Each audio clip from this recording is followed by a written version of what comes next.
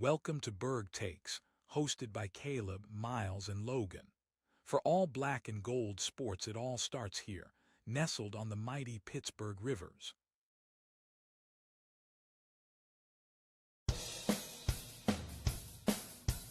Root for our home team, a new pirate generation, everybody shout, let's go Pirates!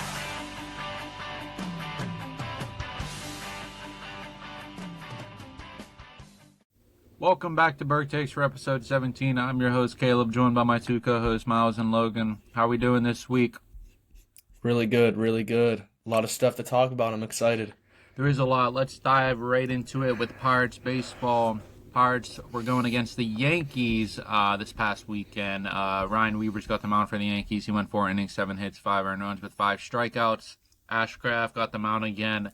Not a good game by him. He went 3 innings, 9 hits, 7 earned runs with only 2 strikeouts. Our bullpen played solid. Dotel came back. Good to see him coming back. Ashcraft did give up 2 home runs to Jazz Chisholm.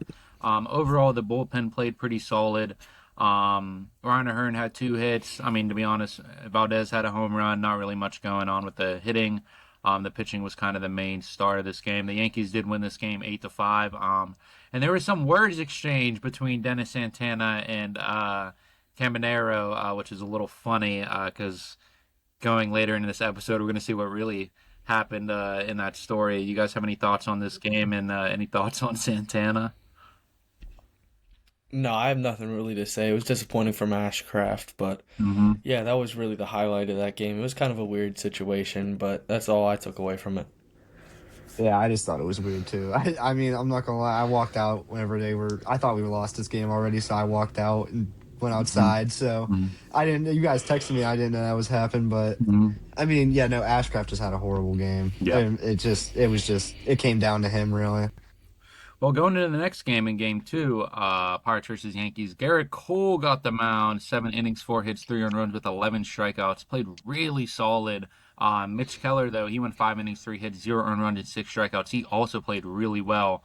Carmen Majewski and Mason Montgomery and Soto was in the bullpen. Mason Montgomery gave up 3 earned runs. Everyone else played really solid. A bounce back start from Keller, I thought. I thought his command was really good. I thought he started early with the fastball and started, expanding into his other 6 different pitches. I felt like he played really well. But this game did go to the 10th inning. Derek Curiel and Jake Magnum did get an RBI for us. 2 RBIs, and they do win this game 5-3. Nick Gonzalez had 2 hits. He had a home run, and Jake Gonzalez, both Gonzalez's had a home run. They kind of were this key win for us. And yeah, like I said, we won 5-3. I honestly didn't think we were going to win this game, especially how Cole was pitching. He was playing really well. I think he was on a no-hitter for what?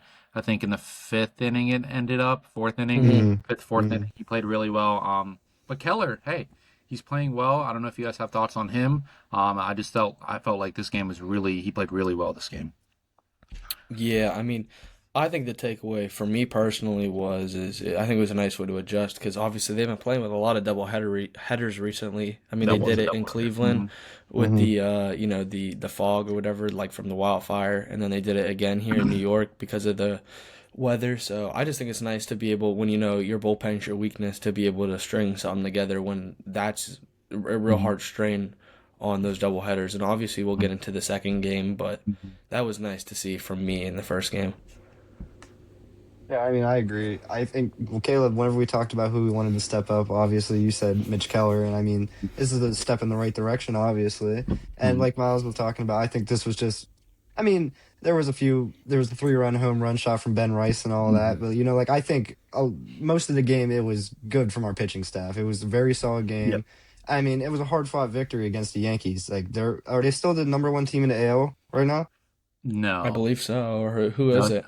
The Rays, actually, it might be. Yeah. Oh, the Rays are? They're still in contention, especially the way, they obviously lost Aaron Judge and they're still playing Carl Wright. But, I mean, their pitching and bullpen is like that signature thing for the Yankees right now.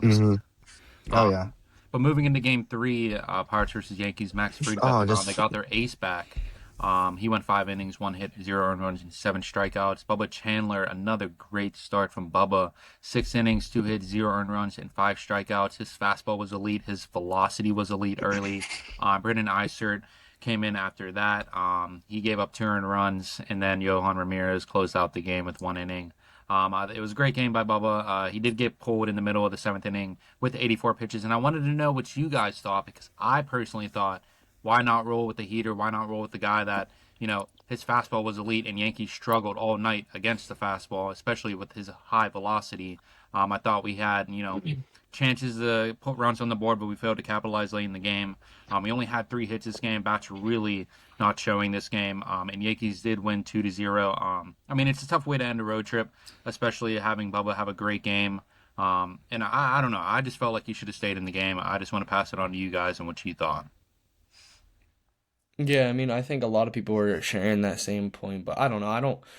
I feel like sure, maybe he could have stayed in, but I'm not really that disappointed in it. Like you said, the offense was completely flat, so even if he was left in the game, they were probably going to eventually go down to a thing of whose lineup down the line is deeper and has more talent, and that's going to be the Yankees. Obviously, they have the better offense, so I think if you get in a shootout like that, is going to go their way, and I think pulling Bubba, I don't think it's really that big of an issue. I think going to ISERT is the bigger problem. If you are in a close game like that, you shouldn't be putting him in. I think when they got him, he should be used as sure, they maybe think they can fix him, but to me, he should be just used as an innings eater. When the games aren't close, you just need someone to go in there and pitch, or when the games are maybe 2 or 3 runs and you can kind of put someone in there that okay, maybe we might not win this game. Obviously, that's not the right mentality, but still, you need someone to eat these innings, because that's the whole reason they pulled Chandler. And I guess that's what the whole point was, maybe here. But still, he is just too close to put him in. He's not good enough. No, I kind of shared the same opinion. I didn't get to watch the game because I was at work, but I feel like what Miles was saying, I feel like it was Bubba Chandler. It was maybe time to take him out, but I feel like it was the wrong move. So I feel like that makes it look worse in the end of it. So if you put someone else out there and they didn't let up to the 2 runs, then maybe we're not talking about it. But yeah, that's just my opinion on it. Yep. Yankees did win this series 2-1. But Pirates made some roster moves after this. Dennis Santana was designated for assignment. He's off our team. We got Ron Marinaccio from the Padres in exchange for international signing bonus pool considerations.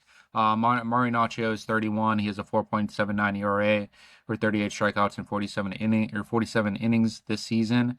I'm glad Dennis Santana's gone. Obviously, I don't think Ron Marinaccio is going to do much, but you never know. We did see him pitch one time, and obviously didn't go too well, but that game was already blown out, so it didn't really matter, I guess. But yeah, I know you guys are probably glad that he's off. Coming from last season, he had a 2.7 WAR, and then now it's just completely flipped over, and he had an awful season for us. Yeah, I think they pinpointed. I don't remember what I think it was March or May. There was a home run against the Cardinals, and ever since then he has never been the same. There was a .81 ERA over 13 innings before then, and ever since it's been 6. So yeah, he never really has been the same this season. So it'll be interesting to see what they get for him. I don't think they'll just outright release him. I think they'll get some money for him. But Marinaccio, I'm not expecting much. He did give up more home runs than Santana did at the time of acquisition, which is a hard pill to swallow. You're getting rid of someone who everyone wants to get rid of, and this is the bright side. So I don't know. I'm very everyone keeps saying on these moves, sure, it's something, but I feel like everything's so underwhelming. It's not good enough. I agree. I saw something from I feel like we talk about 93.7 The Fan, and they were talking about how he's a guy that can come in and he'll just be somebody to shake it up and change up the bullpen or whatever. And it's well, yeah, but is it really a move that really helps us if he's just a guy to shake things up, And I agree with 100% with sending or DFA'ing Santana. It was time to get rid of him. Honestly, it was not looking good. So it's just, I don't really see the upside in any of this, honestly, though. It's we did the right thing, but we didn't really fix anything with it. Yeah, we 100% did the right thing, but my thing is shit. We've done this a lot with relievers and whatnot, and they go to different teams or whatnot, and they just play really well. Oh, so they always it's gonna get be their problems fixed. It's gonna be interesting to see how Dennis Santana, if he goes to a different team, how he plays, especially with how like Holderman was, and obviously like us letting go of Bednar and all of that, and see how those guys play, especially coming from a bad season from the Pirates and then going to a different team to a whole different environment. Going into a Cubs series, this was probably one of the most important series this month, I guess, and probably this whole season. Cubs versus Pirates at home. Game 1, Matthew Boyd got the mound for the Cubs. He went 7 innings, 7 hits, 1 earned run with 4 strikeouts.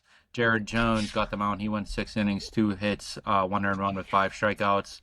I thought this was a very good game by Jared Jones. Obviously a very close game. A little bit of a weird decision I know you guys saw by Henry Davis to back up on a ball when it was thrown to home plate in the 10th inning, and the runner was safe. Magnum had 2 hits this game. O'Hearn had 2 hits. Henry Davis had 2 hits with an RBI. He had a really good game.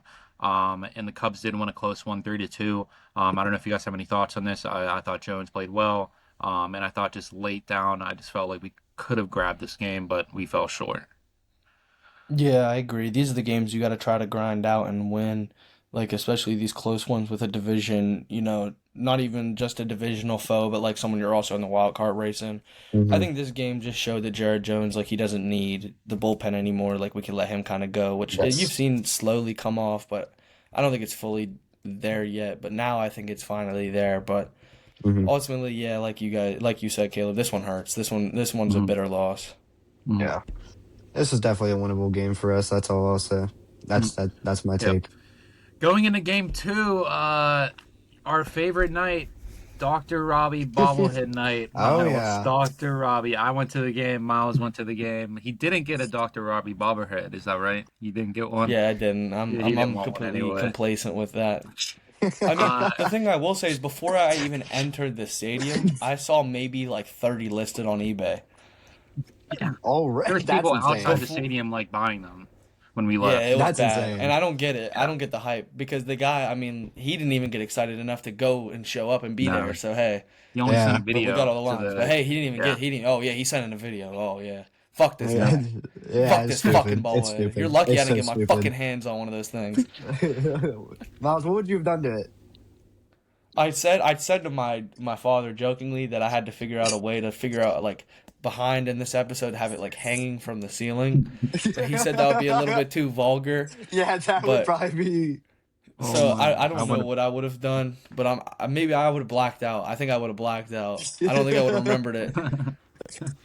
But on Dr. Robbie bobblehead night for the Pirates, game 2 against the Cubs, Shotei Almaganaga got them on. He went 6 innings, 4 hits, 0 earned runs with 4 strikeouts. Really solid night from him. It doesn't seem like it, but like his pitches were really well, getting us stuck in and getting us flyouts and all that. Not a lot of strikeouts, but very good command. Paul Skenes got them on. He went 5 innings, 6 hits, 5 earned runs with 11 strikeouts. And from there on, I mean, we just fell apart when Skenes came out. Obviously, I felt like Skenes started well early.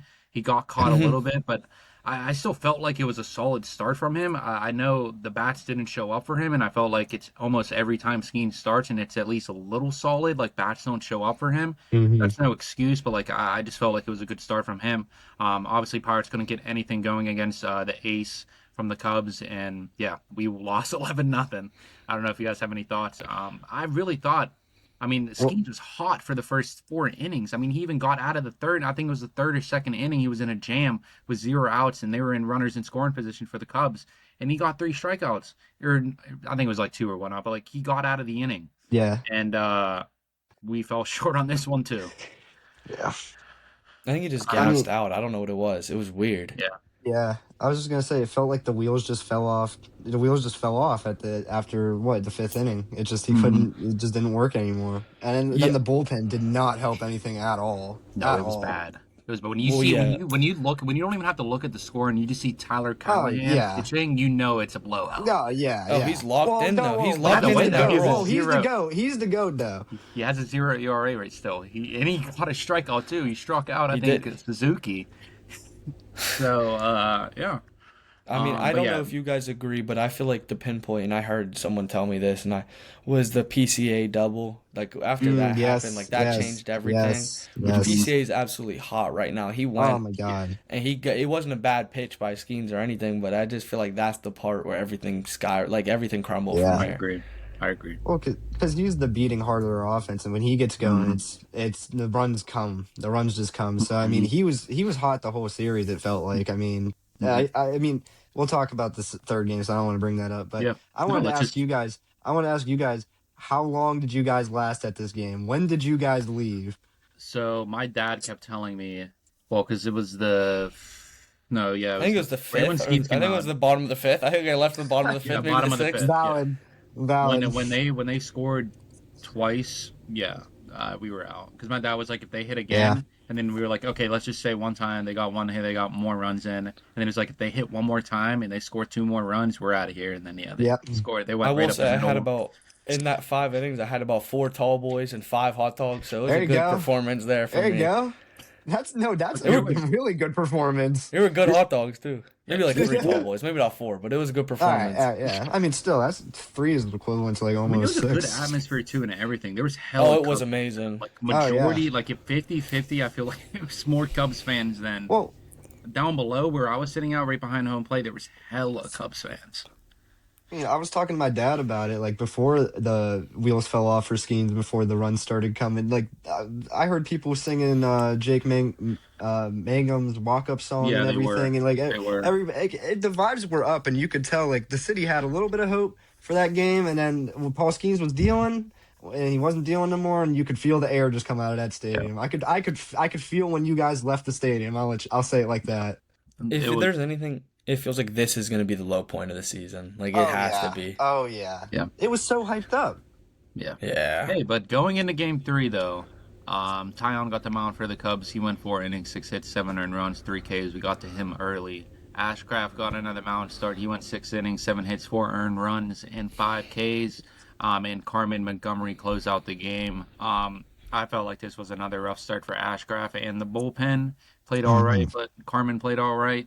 But obviously, key players this game: Ryan Hearn grand slam. Obviously, he went 1 for 2. Valdez had a home run. He went 2 for 3. Lau had 3 hits. And we actually showed up.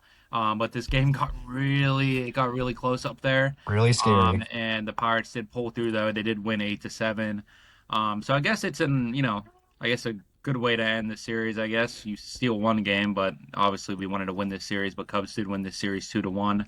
Um, and yeah, I don't know if No, you guys have any other thoughts on this no, game. I mean, whenever I was watching this game, I like the bats stopped after the fourth inning. It felt like. I mean, we had nothing going after that, and I mean, whenever it got down to the top of the ninth, after PCA struck out and he started slamming his helmet, I was like, holy shit, this guy's been having the best series ever, and he's still mad he's not getting a hit in the top of the ninth. And then Suzuki hits a 2-run homer right after they show him slamming his helmet. I was like, oh my god, please don't blow this game. Yeah. It just got really dicey, and hmm that's not what you want to see. Yeah, I agree. I mean, it was a weird game. It felt like a lot of the guys that were cold, like really heated up. And O'Hearn, birthday grand slam. I mean, There you good way go. to celebrate it. hmm And Sean Ross, it was a good welcome to the show for him. First at bat, getting a home run too. Mm-hmm. I saw someone post, which as mean it is to our former pitcher Jameson Tyon, getting your leadoff first home run against him is kind of like losing your virginity to a prostitute. I mean, he's kind of getting rocked recently, and he's not especially with the long ball. So, hey, you know what? Congrats to Sean Ross, but you got to take some. I saw that as a tweet, and I feel like that's what it boils down to. But I mean, we'll see if he sticks around. Henry Davis has been playing good. It looks like Endy's going to be coming back, and we'll talk to him. We'll talk about that a little bit later. But I wish we could talk to him, but That would be no. cool. That would be sick. Yeah, but no. I mean, it was a good game. I really liked what I saw from the Buccos. They almost found a way to blow it. I mean, it seemed like they almost tried, but great It game. felt like they were trying. Majinski for sure felt like he wanted to. He Yeah. was 3 hits in 2 innings. I mean, After the game, though, Ben Sherrington said they were concerned about right-handed pitcher, Braskin Ashcraft, presenting between starts. Obviously, he didn't have really good starts, like we said. But Ashcraft said his stuff looked good. It's held up so far, but they're making sure his recovery stays strong. I don't know if you guys have any worries about Ashcraft after these last two starts. Um, I don't really know. I don't really have an opinion on it. I don't really know if I should be worried or not. But obviously, he is our quote unquote ace, but also Jones is heating up right now. So like, Hmm. I don't even know who's the one spot right now after this series. But yeah, I hope he stays at least consistent and has a better game. I think his next start's probably going to be against the Diamondbacks. I'm assuming, Hmm. or It should be. Cincinnati. Mhm. Should be. So I'm just presenting that to you guys if you have any thoughts. I don't know. I mean, it actually looks like it's going to be against Cincinnati against Andrew Abbott and a lefty, which is even going to be Oh, even more detrimental. So, yeah. That's We but struggle. anyway, but regardless, no, I think it ties into what I said a few episodes ago, where like he's starting to show his age, and I don't know if I don't know if you want to change something up with him, but I feel like you got to try to mix up, like get some more rest for these guys because they definitely need it now. Hmm. It's showing. But I don't know. I definitely think I agree that it's not like what you're seeing in the game. It's just like he's saying between the starts. Like there's not enough there. So I think that's the rest. I'm And they're assuming saying there's that the going to be. recovery I'm assuming there's going to be a bullpen game sometime this next there series. needs to I'm be. assuming Yeah. there's going to be. I think that's the right decision. I feel like one of those double headers, like I said, they should have probably tried to do it then, but Yeah, Hmm. that's true. And we've had, like you said, we've had a lot of those that we've been screwed with, so it's been hurting us. But going into injury news, Evan Sisk, there was no setbacks in his recovery, completed his second bullpen session, and is nearing rehab assignment. Update on Oneil Cruz, he fracture is healing well, back to baseball activities and working toward a rehab assignment. Endy Rodríguez, he's completed a rehab start at AAA, could return to the Pirates soon if he goes well. Spencer Horwitz, injury appears to be just a bruise. Not something more serious, they said. Will be reevaluated after returning to Pittsburgh. Hit with a pitch in a rehab assignment yesterday, which is not okay. But hopefully those guys come back to the team, especially Horwitz and Cruz. I guess we haven't seen Cruz in so long. I felt like, um, Hmm. but even Endy Rodríguez too. He was playing really well. So all of those guys coming back into our lineup will be very important. It's gonna be a question though when it gets to that, like how are you gonna adjust this lineup at all, especially with you know where are you gonna put Valdez, where are you gonna like you know what I mean, hmm like especially when everyone comes back. So it's Hmm. gonna be interesting to see what Don Kelly does. Um, and yeah, I think we really need these guys. I mean, especially with how like, 50-50 we are with like sometimes we don't hit as much and then the next game we do. So I think missing Spencer Horwitz and Cruz and Rodriguez um, hurts. But there was some key transactions. First round pick Derek Curiel officially signed like with the Pirates. He was on the broadcast, I think, in yesterday or today's game, Today. 3. Yeah, so we'll see how he plays in what do you call it, and down below in AAA or wherever he gets placed. Um, yeah, I don't know if you guys have any thoughts on the injury news and your thoughts on the recent signing, I guess, with our first round pick. yeah. I mean, my thoughts just go with the injuries. Basically, is like I think the main thing, like you said, was just getting these guys back to see where the fit, everyone goes, and I think that's essential to do as soon as possible because the trade deadline's a week from tomorrow. So that's I think August 3rd. So you gotta I would hope get some guys in here so you can kind of figure out where everyone plays, where everyone fits, so then you can maybe feel the comfort to make a move like Mhm. from a position of strength and not a position of like uncertainty, which is where it would be right now. But then we all know they need to make a move. We just don't know who they can move. And I think getting Yeah. those guys back would be important. I just don't know which one is the Well, it's most like when important. Horwitz comes back, it's like Hearn's going to have to play at least. He's going to have to play. I mean, who's better in the outfield, Valdez or Hearn?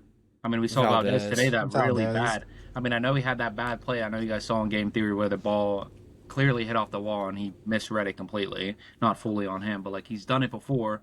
I know way back in the Braves game, he didn't have a good recovery when it hit off the wall and he misread it.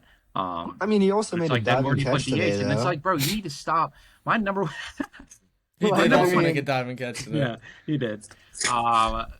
But also it's like, bro, I understand Ozuna and like, the veteran presence and stuff, but like Yeah. the end, like you have to win ball games, and I know there's Mm-hmm. a statistic when he's in the lineup, we don't win. Yeah, Like, I don't. I don't know if it's a curse or whatever, but like you have to focus on winning baseball games. You have to just put a winning team out there. Like put him Billy Cook. I'd rather have Yeah, him go out there. He went I 3 for agree. 4 last. I mean, put someone that like wants to hustle and like do something, bro. I know that's crazy, but like, god Nah. damn, put someone No, out I don't that think wants that's to win. crazy. I think mean- it almost they're the same player right now. Billy Cook and Ozuna are the guess. exact same. One hoists the cone and one's an old veteran leadership type of guy. Yeah, Like they're you're and right. Well, on I the guess field they're there's the no one exact else. same. At least Billy Cook can run and play defense. So I guess Billy Cook is a little bit better. That's kind of what I meant. That's kind of what I meant. Like more of like someone that hustles. Yeah. He at least has something else he can bring. I think their He has bats an are probably upside. dead equal right now. Is that the Yeah, at only least guy he that we has can an like? upside. That's the only guy that can go in the lineup. Or no, we still have Callahan, right? Why is Callahan not playing? Like, why is he not playing? I haven't Jacob seen him in a Gonzalez, I minute. feel like, doesn't play a ton either. I would expect he would Yeah. have played more. I mean, I get the Ozuna thing, but I just don't understand why he's in the I'm lineup. sick of seeing him in the lineup. I don't It's like just that. the sucks. thing is And he though, beats it's his lefties, wife. lefties, lefties. So I feel like he's just sitting around until Cruz comes back and they have someone else to hate lefties. Yeah. That's true. That's all I think it is. Because they like if they don't have him in their line, like what does he play? He doesn't play against righties. He only plays against lefties. Yeah. So like I they're don't just they know their need. That's what they need. So Yeah. Looking into the outlook ahead with the Pirates, obviously I said we have a matchup with Arizona. That's going to be a home stance, and then we go away for 4 games against Cincinnati. So that's going to be obviously Diamondbacks are in the same position as us. They're fighting for a playoff spot, and we're literally neck and neck right now when it comes to the National League wild card. And then we go to the Reds, which you have to win that series. Yep. I mean, you have to win all of these series, but like, if you let Cincinnati, if we even tie that series, that's a lot. You have to win that series. Yep. But before we talk about that, looking at the National League Central, though, Reds are obviously still last place. They're 49 and 55. St. Louis is 53 and 52. Pirates are 54 and 52. We're third place, and Cubs are 59 and 46. And the Brewers are still rolling with 66 wins and 39 losses. We are 1 game back in the National League wild card. And like I said, the Diamondbacks are right in front of us. They're 55 and 51. So this is going to be a very important series, just like the Cubs series. And we're home again. I think you take advantage of that, get rest. And I mean, this is going to be an important series. Obviously, we do see the pitching. Keller is going to go game 1, Chandler, and then Jones. I like that. I think that's on. I really like that right now, especially. I do like that. And I mean, all those guys last series played well. And then they have Rodríguez, which we did struggle with him last series. he's a stud. He is. He has a really. He's a lefty pitcher. Has some nasty stuff. I don't know too. I know Kelly, but I don't know this other guy. Brandon Pfaadt. But- They're both righties. They're kind of mediocre. Mhm. I mean, I'd say Yeah. the pitching matchups there are pretty much even. The one to watch is Jones versus Rodriguez for sure. But yeah, that's all we have for the Pirates. I mean, then going into the Cincinnati series, obviously Skenes, Ashcraft, Keller, and Chandler are going to go. Skenes is going to go against Hunter Green, which is going to be a good matchup. Yeah, I was just and about then, to like, say. And then It Ashcraft and feels Abba, good. yeah. We were robbed the Miz that we finally get a good pitching duel. Yeah, that's gonna be a good game. Well, I mean, you guys have predictions on like what? Do we even want to give predictions of what series Well, is? I mean, I think you said it best, Caleb, that these are must wins. I mean, I feel like it's coming to the point in the season where every series is we have to start winning these series. Like we can't keep doing this 2 game winning, 2 game losing. Like we can't keep doing this shit. We have to Find go on some a streak. We have to go on a consistency. streak at some point. Yeah. I mean, I don't know. It's gonna be tough because I mean I'm just looking at their schedule, and if you look at it by a date schedule, they don't get a day off until August 20th. They play every single day until then. Actually, sorry, August 10th. They just get to go August 10th future. off and then August 20th. So, but that's a lot of games. And even in this schedule, they're playing all Arizona 3 times and then Cincinnati with no day off. So It's gonna be tough, man. I think they lose one to Arizona. They even it up in the wild card race, and they got to win at least three against Cincinnati. That's my prediction. Mm-hmm. Yeah, I like that. Mm-hmm. That's exactly how I like that. Yeah, that's our update for the Pirates. Moving on though we're gonna switch it up. We usually do Steelers, but we're gonna go with the Penguins. Jason Robertson update. Unfortunately, Jason Robertson has re-signed with the Dallas Stars on a 1-year, $12 million contract, avoiding the salary whatever you call it. The deal does go into the 2026-2027 season. But if he wants to, he can sign a long term with Dallas in the season, or he can become an unrestricted free agent next summer. This did take a while, but I guess Robertson got his number, 12 million. But then it's like, well, who do the Penguins really target? The big guys off the market. The only guys that I felt like we were even targeted or even linked to was Shane Wright. I know you guys maybe remember him when he got picked a couple years, 2 years ago, 3 years ago. I think he was the third overall. I think he slid down a little bit, third or fourth overall, I believe, if I'm not wrong. Probably the biggest realistic young talent linked to Pittsburgh right now. Obviously, Elias Pettersson, he plays for Vancouver. He's the assistant captain there. There was a little rumors about him being viewed as a trade candidate after a disappointing season with them. Not really strong links to Pittsburgh, but I've been seeing some articles about going out and getting him. And like we don't really have anyone else. I mean, Patrik Laine just signed with the Blackhawks. Tarasenko's still out there, but he's not linked to any of us. Patrik Laine's out there. Again, he's not linked to us. Obviously, like we talked about, Dylan Larkin. Steve Yzerman came out of GM. We wanted to know like maybe that could maybe lure him to Pittsburgh more. Maybe they're not going to request as much now that Yzerman's not in GM. But again, there's still no links there. And then Morgan Rielly, he was supposed to get traded this season, but he apparently isn't getting traded this season. He should be traded by the deadline or by the end of the season. Obviously, he is from Toronto, and Dubas obviously was the GM of Toronto. But yet, there's only two guys. I don't know if you guys have any thoughts. I felt like the best play to do is just wait now. I mean, obviously, your big board's off. Jason Robertson isn't available. And it's like, dude, I don't know what we're going to do just because, obviously, the guys that left our team, I mean, we lost like 70 guys, 70 goals that left us, that scored 70 goals for us. And I mean, the only guys we've signed that are really good is just what's his name from the LA Kings. I don't know how to pronounce his name. Kuzmenko, I think his name is. Andre Kuzmenko, yeah. He's the only guy that I felt like's been the best signing for us right now, especially offensively. But if I'm just looking at like who I would want right now just to go get, definitely Elias Pettersson for sure. But obviously I think Shane Wright would be awesome too. It just depends on what they want. But this team's kind of in like a dull point. Like I really think like the best play to do is just really just sit and wait. I mean, you have all that money. I don't even think they really spend it all. I really don't. Mm-hmm. I feel like they should have. I don't know. I feel like now the best thing to do is to sit and wait, but I don't know. It's just it's weird to say like I doubt Dubas because like a lot of like Dubas has been good so far as a GM. Like I'm not disappointed with him, but like getting Van Riemsdyk, Nick Robertson, like a lot of moves have just been weird to me. Even in the draft, I feel like the Ruck brothers, there's some optimism, but like there's also some doubt with it. Like I don't know. I feel like the splash was it almost needed to offset kind of the doubt, but now it's just lingering where it's like, well, what do you do? Like you still have to replace all this, and the big splash was there, but Dubas didn't make it. So I like Tarasenko as a name. I didn't think about that, but I don't know. I'm losing faith.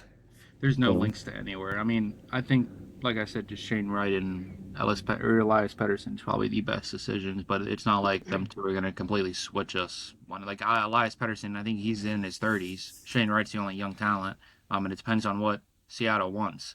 I mean, obviously he's not doing too well. Like he's improving, but I felt like if he does come to Pittsburgh, I felt like it's a better chance to get better, improve, and just have a whole new surroundings around you, new atmosphere, and getting better chances. I would really like him on the third line. I would really love Kendall Wright, and then probably I don't know who they would else put on that line. But yeah, I don't know what this team's gonna do. I really don't. And I know you guys probably don't either. Yeah. Do you have anything? I know you're not even No. paying attention yet. Bro, what do you mean I'm not paying attention, dude? I'm you're really not, fucking listening. Oh no, Which I thought you were I talking meant about to the conversation. I meant like the NHL, like I what was we're about gonna to do, like, 'cause say. there's I was about to say. No, I mean I'm not keeping up that much, but like I mean, as soon as I saw that Jason Robertson got re-signed, yeah. it's just like, what do we do? I feel like I kind of agree with you, Caleb. It's just the best thing to do is wait. I mean, I like the names that you listed with like that we don't even have links to, and even the ones that we do have links to. I think they're all good options, but it's just like it's not the same as the Robertson move would have been. It's not going to be a big splash. I mean, I don't know what to do. And I think Miles touched a lot about what the Dubas situation is and how I feel about it too. So I don't know. It's just the moves have been weird. Like Van Riemsdyk, can you say that that's a good move? Like you've no left hand defenseman. The offense has glaring holes that you really only address by signing a guy's brother. Yeah. So what are you doing? That's why I put Morgan Rielly on there just because he's a lefty, but I don't think that's. I like Morgan Rielly. I don't even think that's in the conversation. They did want to trade him, but I think with McKenna now that they're going to go to the playoffs, so why would you trade him? That's why I saw articles. They're just going to keep him for a season, see how it goes, or even at the deadline, see where they're at, and then go forward with him. But yeah, there's not really anything else to do right now except just wait. I think that's a great way to end it with the Penguins. If we want to move on to the Steelers, we got some news. Oh, you want me to handle it? Okay, yes, sir. This is your section. Drew buddy. Aller signed his rookie deal, and he had a cool Steelers hat and full jersey on. Yeah, he did. It was tough. It was the second to last. It happened right after Carson Beck signed his deal, so obviously it was like we expected, just waiting for everything to get out there. But can't wait to see him with his money bags now on St. Vincent's campus coming up. It was the best signing in Pennsylvania that day. Drew Aller. It was the best signing they've made all offseason, I agree. But they also think that a lot of the talk with the signings though has been if Joey Porter will get his contract, and Steelers reporter Nick Furbaugh thinks that both him and Keanu Benton will get extensions, which I don't know. I mean, I think Porter should get some money if it's not an overpay, but Benton I'm not really sure on. I just don't know where they're getting all this money from personally. But I don't know. It kind of seems like people are saying Porter might hold out. They're saying he will play. I think he'll play. I don't think it's even a conversation. But he's gonna play.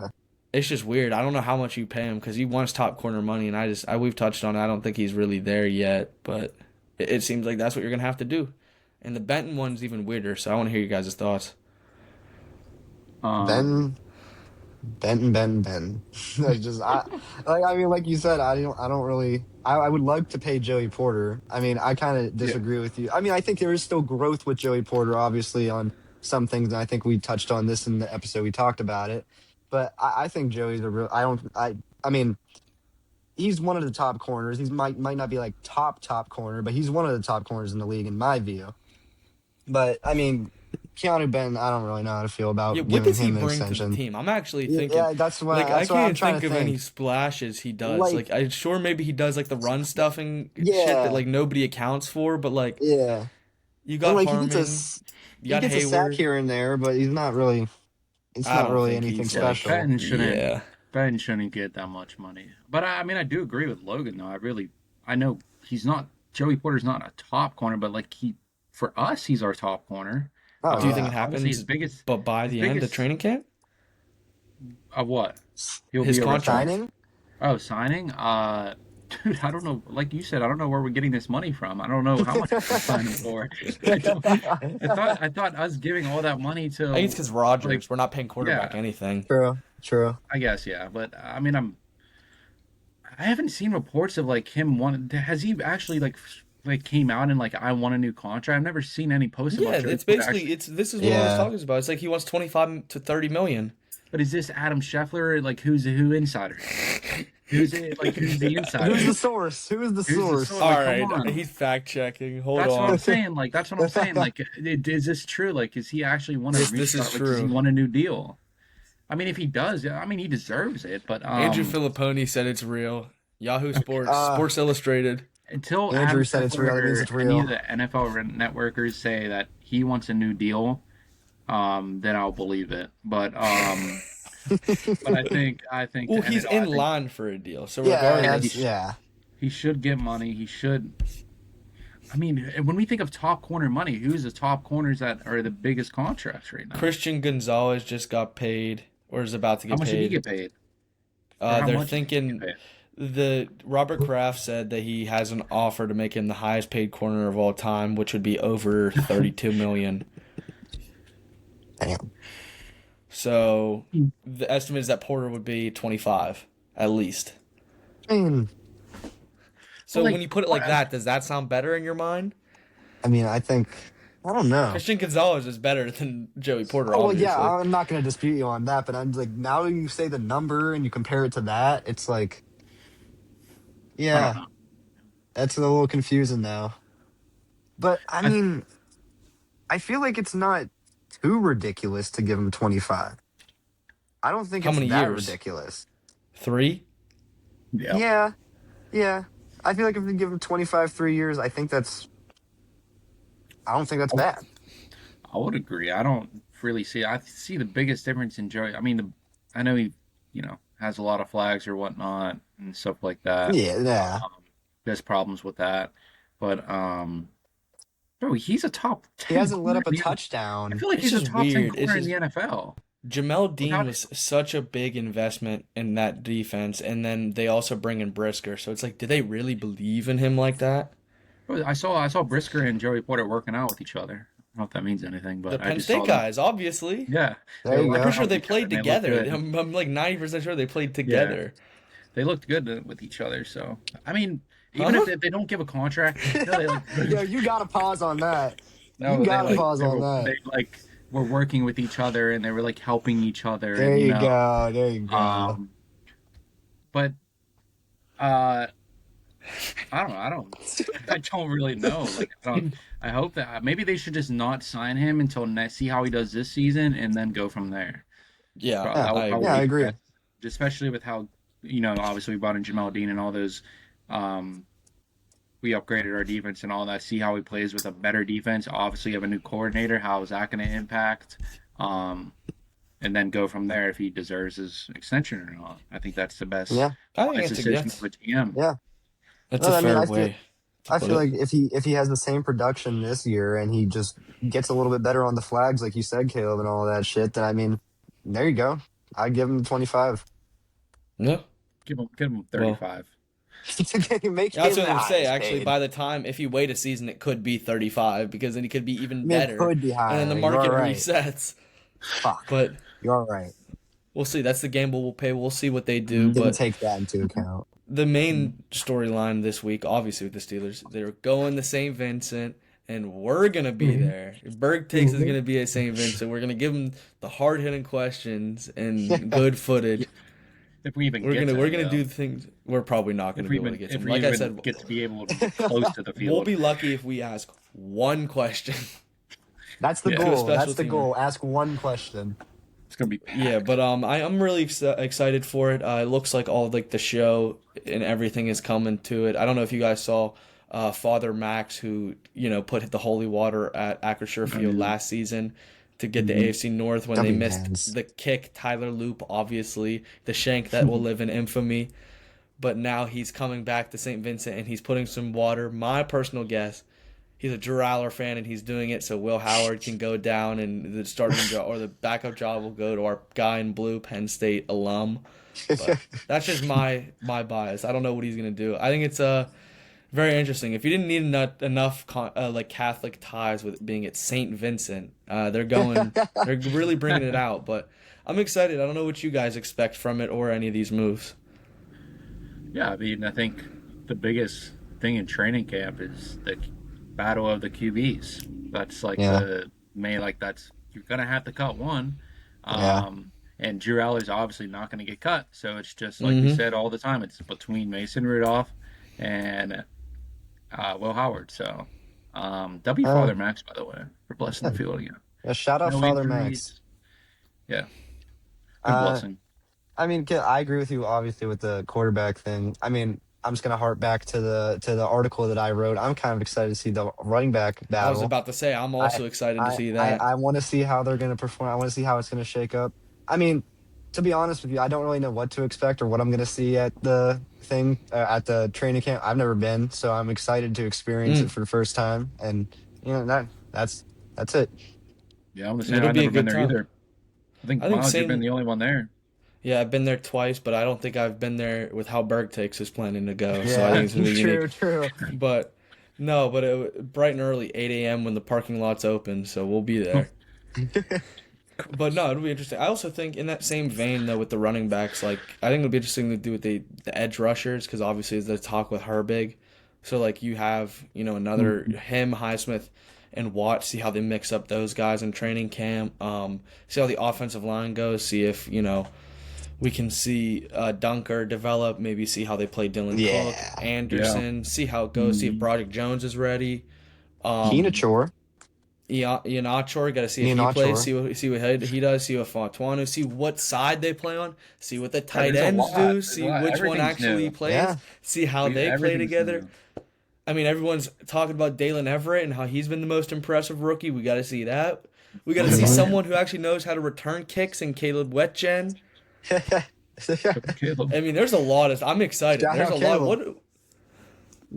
What are we not gonna have at training camp? There's a lot. I don't know. Yeah. I'm really looking forward to it. And I mean, Food. it's the first time we get to see Mike McCarthy and like what he's kind of doing, and in the black I think and he'll gold be in out his there. element. I think you'll Yeah, be oh, really yeah. impressed. I'm I think excited he'll to be in see his it. element. I'm excited. There'll be a lot of great sound bites, I imagine, coming out of it, and they'll all stem from him. It's almost like it's going to be a different vein of Mike Tomlin. But speaking of which, we also saw him. I mean, obviously, there was a little bit of talk. What was he going to do after the Steelers? What was he going to go to media? But it was rather minor. But he was for Andrew Jones getting inducted in the Hall of Fame. He was there present, donning some Braves gear, which for true Yinzers, that hurts seeing a Pittsburgh icon wearing Braves gear. With the harsh stuff with Sid Bream in the 90s and just how terrible the dynamic is between those two things. But you got to support your family and support your people, so I understand it. But just interesting to see Tomlin in this public and what's next for him. Who knows? I don't know. I don't know what to expect. Well, he's going to NBC. Do you think so? You think it's going to happen officially? No, he's in NBC. Oh, I didn't know there was actually going to happen. yeah. You didn't know that? No, he's in NBC. Oh, yeah, I forgot He that was signed with official. NBC. He signed with NBC, I thought. Yeah. So he's going to be on the NBC crew. Yeah, I thought that was official. I thought that was Do you official. think you like put months him ago, on months Steelers ago. games? Yeah. Do That would you be think fun. you would? That would be I don't fun. think you can. That's- I don't would think be you fun. can. I- I think it's like Wait, Brady. nobody's- Brady. Wait, NBC has the Sunday night games, right? I think we have at least one they have the- Sunday night game. I don't NBC is think he's strictly gonna just be- for Sunday. NBC is just strictly Oh, yeah, for okay, Sunday. never mind, Sunday never games, mind. that's Let's it. be honest. He's not going to be like in a booth. He's going to be like one of those guys like on No, he's like gonna the be the- desk. Yeah, after Yeah. games, like One of those halftime. guys. Yeah, that's what he's doing. I I thought don't think- I thought everyone knew that. I thought that was announced. Unless I'm wrong, I thought that was announced months ago. Yeah, I I think think you it was are right on rumored. that. I think Caleb's right. Because if I'm right not when mistaken. that happened, like a couple months later, and then he just signed to NBC. It was like not even that. Oh, he Oh. is. He's a studio Yeah, that's what I analyst. thought. Yeah, like exactly like you said, a desk analyst, pretty much. Interesting. But I think that'll we be have interesting. we have a Sunday night game, do we or no? We do. I think we have at least one. You can't just not take you. You can't just not have him. I don't want him on it. I think it'll be weird. I think it'd be weird. I think it'll be. I'll just think it'd be interesting to just see how he like talks about the team. I don't know. I Yeah. mean, let's be honest. He's going to be bitter. There's going to be bitterness. Yeah. But I'm excited to watch him on NBC and see how he does. Obviously, he's really good with his words or whatnot. So, I mean, this is what he's wanted to do. I mean, I remember, like I said, when I was at the Houston Texans game on the playoffs, my dad literally told me when we lost that game, we left the stadium. He was like, "Mike Tomlin's going to leave and go to NBC." No bullshit. He told me that, and he literally Shout out did it. Chris. Like he literally did it. He Does literally he did have, it. So, does he have the lottery numbers too? no, it was Yeah, just, bro. It was just super odd. No, it seriously was just super obvious. That's what he wanted. It was all over Twitter. That's what he wanted to do. Yeah, I agree. It'll be interesting to see how that plans out. yeah. But I mean, that's Moving all I on had to- for the Steelers. Yeah, moving on to bonus content. I just wanted to talk real quick about, dude, great transition, Logan. Don't That laugh was at it. smooth. That was smooth. Smooth buddy. transition. Sorry, it was so smooth. I had to laugh. My bad. I know you guys. I don't know if you guys watched it a little bit, but I know we were talking about it a little I bit in watched the a group little. chat. The 3M Open, Jackson Coyven, he won the 3M Open with the score of a minus 21 or minus 25 Wow. under, earning his first PGA Tour victory. in his third professional start on the tour. He shot really well. His putting is probably the best in his game, honestly. When he gets on the green, he can really putt from anywhere. Jackson Quivin was bogey-free for his first 36 holes of the tournament he played. And he is the youngest American to win a PGA Tour event by multiple shots in 94 years, dating back to 20 years. The Ralph, I don't know how to say his name, but yeah. Good on Jackson Quivin. I watched him a little bit. Honestly, not even a little bit, a lot, when it went back to junior year for Auburn. So, dude, I mean, the future's bright. I mean, Oh yeah. the dude lit up that court. So yeah, good for him. But moving on to the star of bonus content, in the NBA, as you can see in the back, Logan got free access to it. I LeBron called it. James Hold on a to second. the Philadelphia 76ers. LeBron signed to the Philadelphia 76ers on a 2-year, It was $8 always million meant to happen. contract with It a was player always option. meant to happen. With a player option for the second season. Obviously, he took a significant pay cut to chase another championship. Projected starting lineup is point guard Maxey, Edgecombe, shooting guard, small forward Jaylen Brown that they got in free agency, and then LeBron at the power forward, and then Embiid in the center position. I didn't expect this at all. I know there was rumors about it. I really just didn't expect it at all, especially living in California for the past, 8 years, 10 years of your life, and then going all the way to the East and moving your family all the way over there. Obviously, Bronny's probably still going to be on the Lakers. His son's in Arizona. I don't expect him to leave at all. I know he's in Arizona. He should stay there. If he does leave, that's crazy.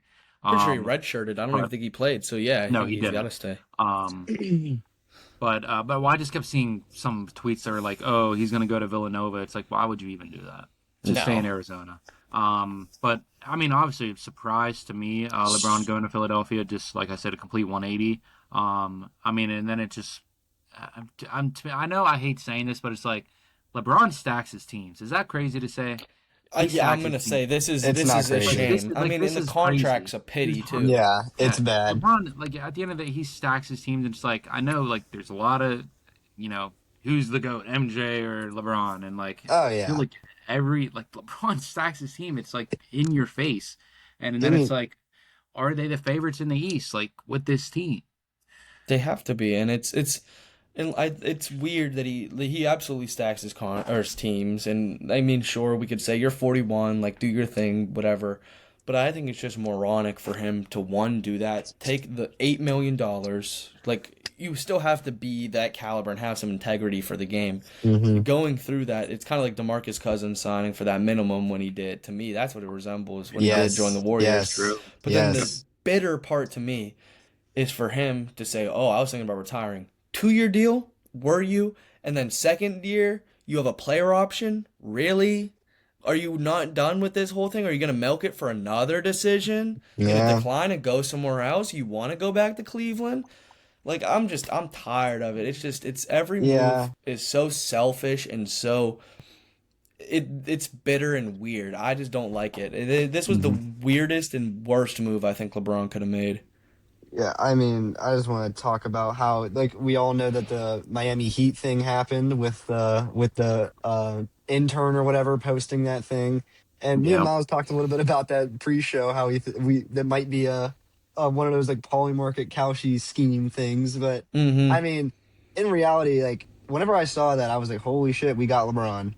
We got LeBron, but and then whenever we got the news that he signed us, I couldn't believe it. I had to check it like at least 5 times to make sure it was real. It was just, it felt like it was out of left field, and like you guys were talking about with him stacking his teams, I didn't really think about that, but I remember like even people talking about it like on the days when he first signed to the Lakers, how many All-Stars he's played with throughout his career, players that have been on All-Star teams, and it's like he's always had help. He's always had help, except for like 2018. Like that's probably the only year he really didn't have help. And early in his career, which it seems like that's the narrative that's latched onto. It's like, well, he's allowed to do it now because so many of his prime years were robbed from him. Yeah, and it's like he hasn't joined the first big super team. Did this with he's GM'd his entire career. I mean, I think the thing that we really have to talk about here is 1, how bad defensively this team is. 2, how they're not even, like, if they can even stay together health-wise. I mean, they have a good bench, but then also 3, the kicker to me, Jaylen Brown had so much fun as a first option and enjoy being a fifth or fourth option next season, bud. Yeah. I mean, everything about this move is just comedic. I mean, sure, they'll probably make it to the Eastern Conference Finals at the minimum, but I don't know. It's a funny. Well, that's what my first concern was the health-wise. Yeah. And Embiid, and just obviously James, he doesn't, go out for a long time, but usually he's always doubtful for a couple of games and then comes back or whatnot. It's not always long-term, but yeah, I think do they stay healthy? That's the biggest concern. And that was the biggest concern when, looking back at when, the Nets were all together and it was Durant and Harden and all of them and how they couldn't stay healthy, and that was a super team. I think I'm going to call this right now. I think this team is going to be a paper tiger team. I think on paper they look amazing, but it's just there's a lot of negativity that you can put on this with the health and the usage and all this shit. It's just I think what Miles says is like the Eastern Conference Final is that's your goal. You have to get that with this team, and especially with LeBron, 2 years, whatever, who gives a shit. But I can see them falling short. I can see this team not working out 100%. Yeah. Well, it's just all these guys are they all handle the ball. It's gonna handle the ball. Maxey, Edgecombe, Brown, James, Embiid, LeBron isn't gonna score much. I think there's a real chance where you see LeBron average maybe 14 points per game and 10 assists. I was gonna say he's gonna be like the pass for. He's obviously not always been, but he's been more pass first in these last couple seasons. And I think you're gonna see that grow when this season starts. Do you think he's just gonna be the boss around there, or is he gonna get bossed? I think he's gonna be the boss. But I think he's going to be out of the public eye more than usual. Yeah, I agree. Mm-hmm. Well, I don't know. It's just how weird. much does the player option? Does he just keep milking it? That's so what does weird. he do? Does he retire next season? And that was the rationale behind the move. It's I wanted to retire, but I want to play one more year to be competitive. Exactly. Not just be competitive, but play for a championship team. Okay, sure. You do that. Do that for one more year. Why are you giving yourself an out? Exactly. If that's the boat you want to ride off in the sunset in, commit to that. You haven't committed to any organization, which I don't know. I heard, I think it was Mark Madden say on the radio something about the fact that he's one superstar who doesn't have a defining organization for his legacy, which I disagree. I think the Cavs are there, but I just think this just complicates so much. There isn't a real clear defining team where you could say it is the clear cut takes the cake. This is where LeBron was LeBron.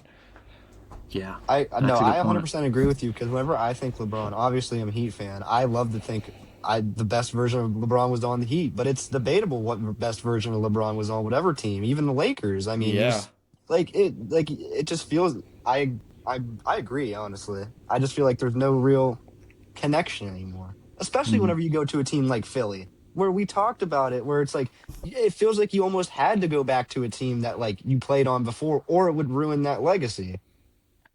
Well, then it's then if he doesn't retire next season, then goes to a different team. Exactly, and it's you're just turning into Shaq or something. Dude. Yep. Yeah, that'd be the worst thing for his career. Yeah. This is just a fun tidbit. I don't know if you guys saw the president for the GM, or the ops or whatever for basketball for the Sixers was Mr. Basketball Ohio #2 in voting I saw that. So that is kind of cool. I'm very interested to see how he likes the organization. I don't know if Nick Nurse is going to be a coach he blends with or not. Which it was interesting to see Redick. I mean, he vouched for his boy and that went terrible. Yeah. And now the Lakers are interesting spot. I think they might be better. I was gonna ask you guys. I mean, how long does Bronny have on that team, man? How long do you think he's gonna be on there? When he left, he made sure his money was guaranteed, which was funny. I saw that. I still think everyone hates Bronny. I know he's he can tear up a G League game. This is a good move for him. This gets the pressure off. Yeah. I agree. Obviously he's not. He gets it's not all there when he gets to the league or whatnot when he plays games, but he tears up G League games. It just has to come all together. But I agree with Miles' take that it does leave a lot of pressure off him, for sure. It gets him out of the shadow. Yes, 100%. And especially when your dad's not around, you get to do your own, not that he was controlling or whatnot, but you get to do your own thing. You got your own path now. Go make a name for yourself. I mean, like, think about, like, Bronny's biggest moment on the Lakers. It was, like, whenever he scored with his dad and, like, Yeah. assisted with his dad Yeah. and stuff. And, like, that's Mhm. really all it was. So, I mean, it does give him an opportunity to kind of, like, show what he's really Well, about. then I kept hearing talks about. I know Bryce is going to be. I know Bryce. He can't. He has to play next season to at least. I mean, even get chance to get drafted or Yeah, whatnot. yeah. But Hmm. then it's obviously if LeBron James stays and wants to play another season, I and then mean, if he tries to does get Bryce, that, and then try to get like, Bryce to get on, like say he stays A with the different Sixers, try to son, get two Bryce, different sons on two different if he teams. does tries to that, then get he's them to just. sign them in the second round, try to get them to do that. Then it's dude, that's crazy If if he that does that, then happens. he just likes to make himself the center of the Yeah, universe. That's really all it yeah. is. Yeah, like he's almost gonna come to that point. Like, I don't know how to phrase this in a way that makes sense, but like, there's like a teetering point where it's like, oh, you can have this long sustained greatness, and it's like, oh, he was good until he was 40 something. Or there's that thing where it's like Bartolo Colon, where you just were around for so long that your numbers are impressive because you were around so Yeah, long. Now, exactly. LeBron's obviously the GOAT, but I feel like it's going to get to that point where there's going to be like a point where it's like, Yeah. well, LeBron's numbers just look like that because he played so long. And then Mm. there's not going to be like an argument of him being a GOAT. So he's going to hurt his own legacy just because he's around so long. That's the biggest question, though. That's why I hope he at least, if he gets to a championship, or if he even just wins the championship, you just retire. Yeah. But then it's Yeah. He's got to do a then it's farewell tour, and he's got to be if he doesn't solid retire, then on it's it. like I thought the whole thing was just I thought he was losing love for the well, he's not losing love for the game, but obviously him picking up golf, he feels more connected. I feel like just wanting to be on the golf course and being with his Hmm. family does stay in the NBA. It's like I thought completely different about you. I thought you Well, wanted dude, to I, hang it up, but apparently the body's that's not actually, done yeah, for him. That's the this biggest is a thing. good point that we have. Why is he still here? yeah. I don't Why? think the body. I Why? don't think the body's told him like, yo, like you're done. I think he can still play, and he can still play. Yeah. I just think it's when the body tells him you got to hang it up, then he'll That, hang it up. But then it's like, dude, he could still go for it. I mean, he's out of all the NBA players, he's probably the best longevity player. Like he hasn't had a full injury to getting out for a full season ever in his career. He's never Yeah. been out for a full season. yeah. Um, Dude, if he Well, really wants to play, he's what is he 43? If he really wants to play, very good. he could probably play for another 2 to 3 years. Well, I'm I dude, gonna be that's agree. honest. what like he said whenever everyone was speculating. I think I can't remember if it was. I can't remember when it was exactly, but he said like he will retire when he feels like he can't give all he can to the game. And like Yeah. the way I see that quote is like now it's like if you're signing till you're 43, when the fuck are you not going to be able to give everything to the game, Yeah. dude? My thought is that it's like you say that when your kids were in school. Oh, Yeah, you had exactly. family growing. Like, I get your point. It's like you had other obligations. Now your obligation is basketball. So you're almost just using it as a cop out. My personal explanation, I think he's just I mean, it's the mind of LeBron James, but I just think it's a big adjustment. Like you see Tom Brady, like he was so established, but I True. mean, some of the stuff he's doing, he ain't taking the transition so well. He lost. True. He had a divorce. He had a lot of things that went on, but I think that transition can be hard. And I think LeBron doesn't want to be those guys who just jumps in the transition. He wants to be really certain of it. Yeah. But Hmm. I think he's a Yeah. little bit afraid of it, and it's clear. Yeah, I agree. That's a perfect way to end this episode for episode 17 of Berg Takes. We'll see you in episode 18. Just make sure you guys follow our Instagram. We're going to be live training camp. Mm-hmm. Instagram, Twitter, and probably YouTube maybe we'll be live. And also follow our Subtrack. We're going to get back to doing blogs soon. And yeah, we'll see you guys in episode 18 next week. See you. See you.